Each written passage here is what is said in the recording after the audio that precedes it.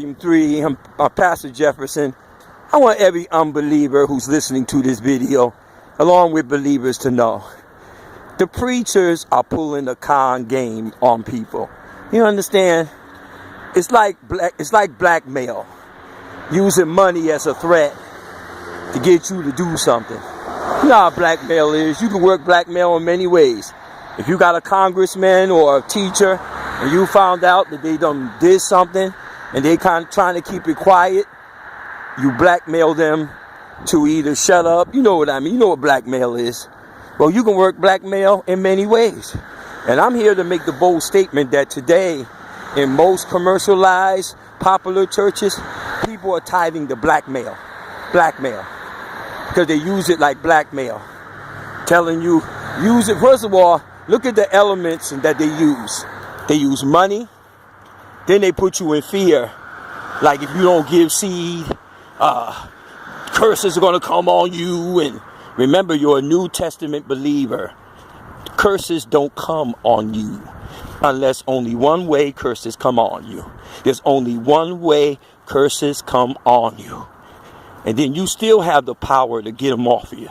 As far as asking the Lord, is when a Christian agrees. Only time a curse is on a person is if a Christian gets weak, hatred, tired of what God is taking too slow to do in their eyes. They end up leaving God and hooking up with devil alliances. I'm talking about full worship of satanic activity. While they're doing that only, it's not so much the word curse. They hooked up with the curse one. But as far as giving, you're not cursed if you don't give. Once again, if you say God, Christian, listen to me. Listen to the Lord through me. I'm sorry. If you're a person that loves the Lord, you say to God, Lord, what do you want me to give?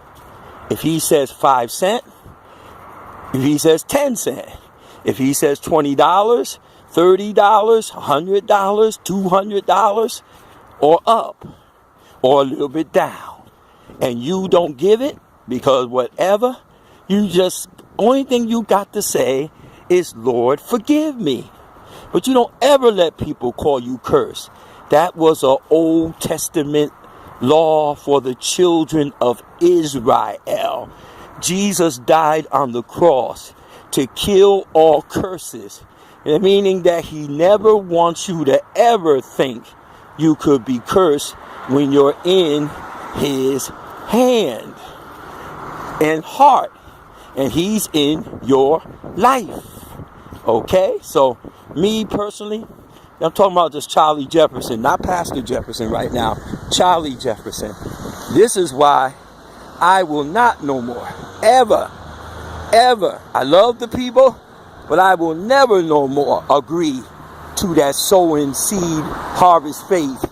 I don't believe in that because the way they run it. See, it's not about, I'm a giver. I say that humbly, but I'm not going to be put in fear. I'm blessed. And if I forget an assignment or forget what to do, I say, God, forgive me. So, in Leviticus 27:8 again, it says the poor person that couldn't give, if you go back to that, you bring them in front of the priest privately, and the priest shall value him or her, mankind that is. And then it goes further. It says, value the ability. Now, you got to understand what that means. After the poor person comes to the priest privately, or if they agree to meet publicly, I don't know, I wasn't in church that day, but the point I'm trying to make is that look at what he said. He said, okay, the poor person, 27:8, are you looking at it? He said the poor person did not give, but then told the priest to value the ability. That means this. Let's bring that to 2015. Here's what that would mean in church today. Let's say you out there listening. Let's just use you for an example. Or if you want to use me, it's okay. You go to church, and for a while you just have hard times with money. And, you know, your situation is you just can't seem to get a handle. Not your fault. You just can't seem to get a handle. You just low on money. You just low. and the church, your church that you go to, has an estimation, a vow for a building fund, or the number that they want people to give. And of course they tell you if you do it, you're going to be so anointed. So you start to feel that if you don't do it, you're not going to get anointed.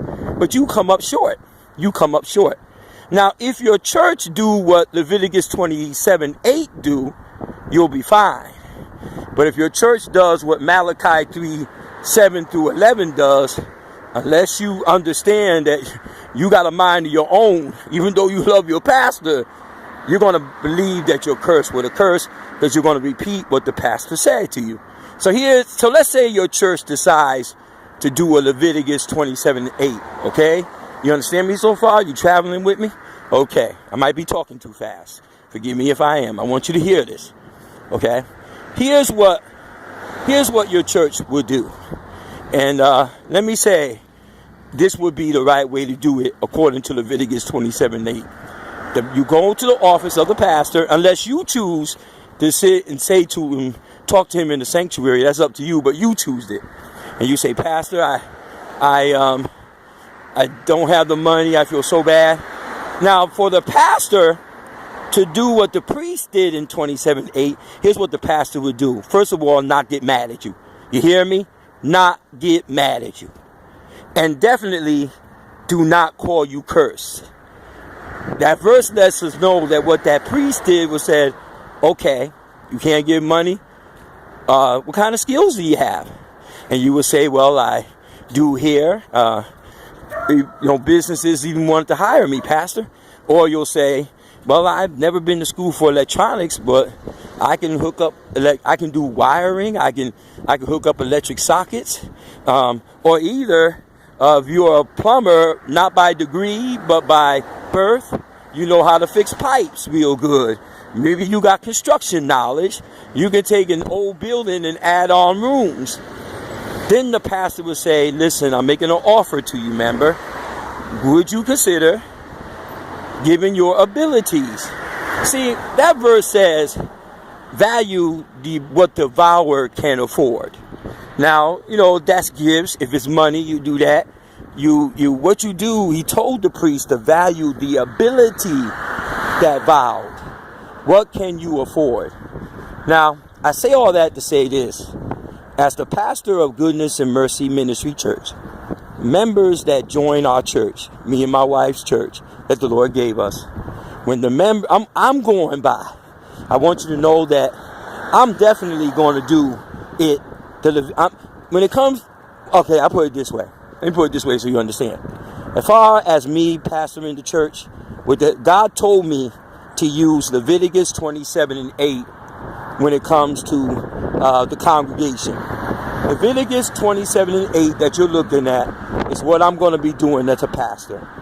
The people that join our church and they come to service on Sundays, the times that they cannot give money, the times that they cannot give what we need, I'm going to, we'll have a private meeting.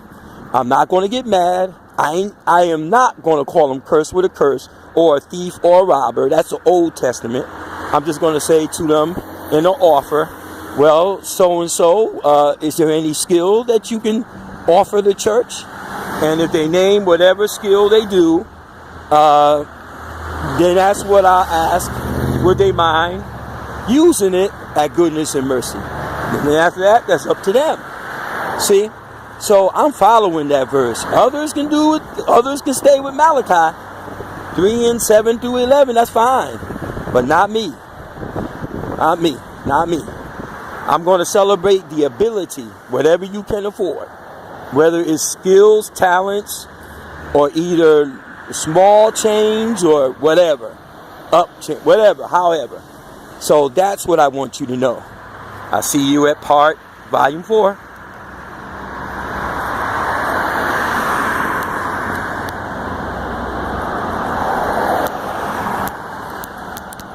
Oh man, it's not.